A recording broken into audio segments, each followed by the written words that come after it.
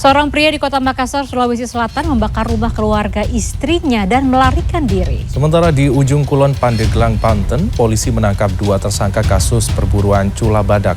Salah satu tersangka histeris karena merasa tidak bersalah dan minta dibebaskan. Selengkapnya kami rangkum dalam Kriminal 24 Jam.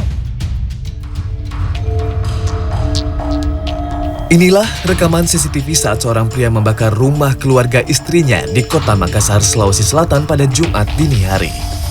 Pelaku datang mengendarai sepeda motor, kemudian menyiramkan bensin dan melarikan diri. Menyadari ada kobaran api, sejumlah warga datang dan berusaha memadamkannya. Api sempat membakar meja di depan rumah dan merusak dinding serta jendela.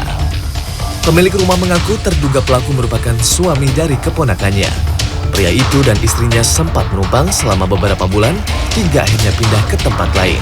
Usai kejadian, polisi memeriksa sejumlah saksi termasuk istri terduga pelaku.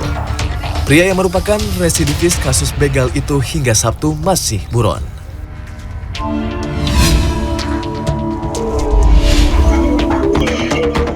Polisi menangkap 2 tersangka kasus perburuan cula badak di wilayah ujung kulon Pandeglang, Banten.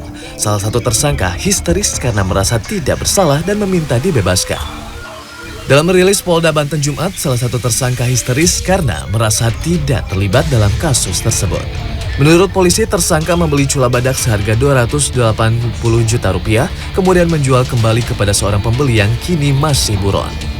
Dari hasil pengembangan kasus terungkap, 6 cula badak diambil para tersangka. Nilai transaksi 1 cula dijual berkisar 200 hingga 525 juta rupiah. Polisi masih memburu 5 tersangka lainnya. Sementara 1 tersangka berinisial N sudah dilimpahkan ke pihak kejaksaan. Tim Liputan CNN Indonesia.